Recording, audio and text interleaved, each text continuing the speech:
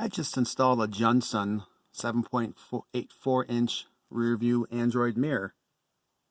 That just has a built-in 1080p camera on the back, and also has a rear view camera that you can mount also. Now I mounted mine on the rear dome light, just looking out the window for accents or whatever.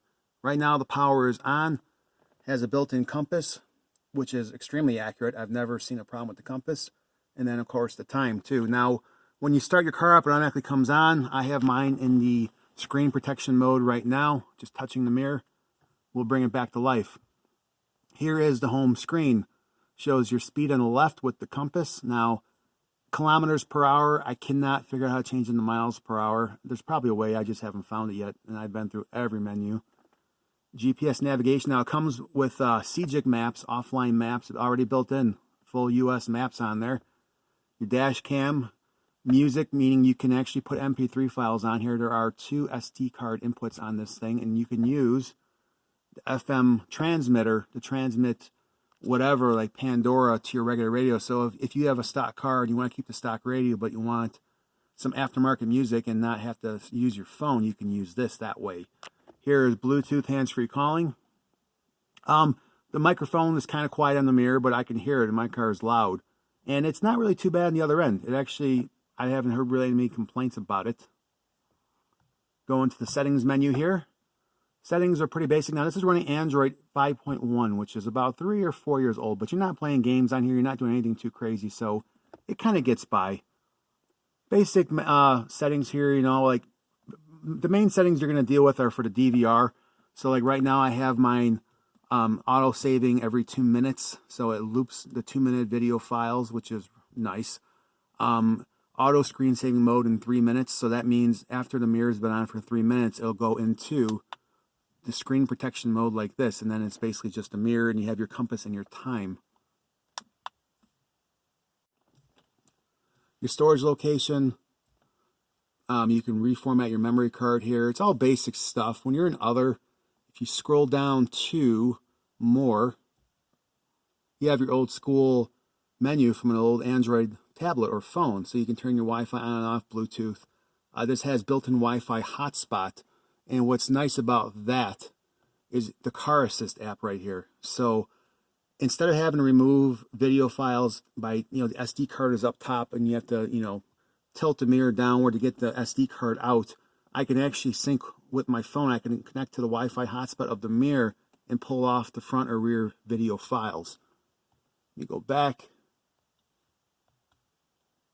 Here is the camera mode. All right, so it always defaults to all cam most of the time. So you actually have a picture-in-picture. There's the back cam, the front cam. I can go all front cam. I can go all back cam, or I can go back cam with front cam and small. Now it has a timer on here as well. After 2 minutes, it'll actually just go back to the home screen. It says power saving mode. I don't understand that, why it does that, but whatever. I mean, you can always hook up a toggle wire for the back cam and then, you know, hit that wire, and then it'll be a rear view mirror all the time. Now what's kind of cool about this, now right now it's dark in my garage, and it looks like it's my whole mirror and you can't see anything. Actually, from my point of view, the part over here is kind of ghosted. I can actually see, you can kind of see a little bit. It looks better in person, but it still works as a mirror. I can still see it in the daytime, which I'll put a video clip attached to this too. It's almost like a total ghosted image, which is pretty cool. They don't actually have a total color projected on here. Like, it's almost like the individual pixels are lit up, and I can see a mirror everywhere else where it's not. As you can see too, you can actually still see it as a mirror. It all depends on the angle you look at it. When you actually look at it straight on, then you can see more of the icons, which is pretty cool. The fact that you actually have a mirror view as well, and it's not blocking your rear view mirror. So here's the CGIC navigation here. Nothing crazy. Enter in your search. I haven't had any problems. GPS, it connects really quick and really well. Other apps. Here you got your Google Play Store. I have Google Maps. I have a browser. All right, so now let's say you want to check your video files on here or delete old ones or anything like that. I can go in the car player.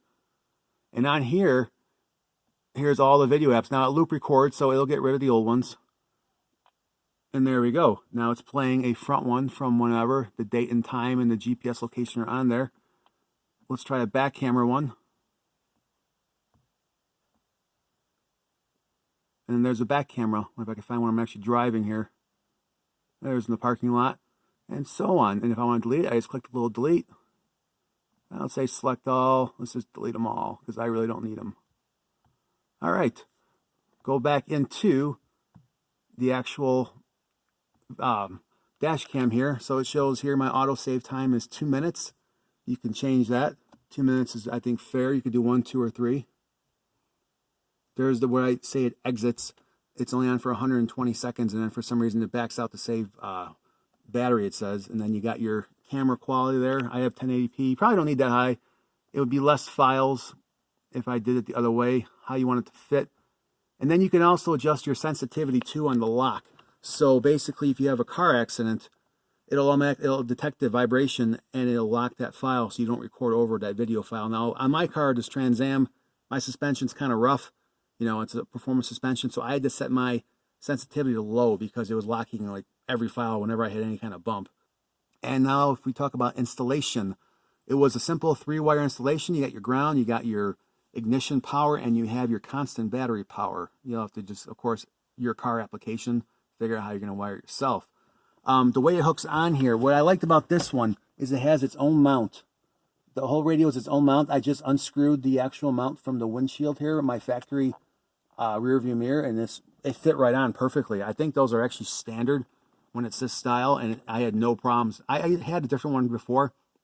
That was, if you look online, there's a lot of these different mirrors like this where they sit on the front of your factory mirror and there's straps that hold on. The problem I had is the little factory ball socket on the back here, it's just too weak, and having that little bit extra weight, every bump I hit, the mirror would start, sagging down, and I hit one bad bump and I'm looking at the floor, and I had to keep fixing it every day. It got extremely annoying.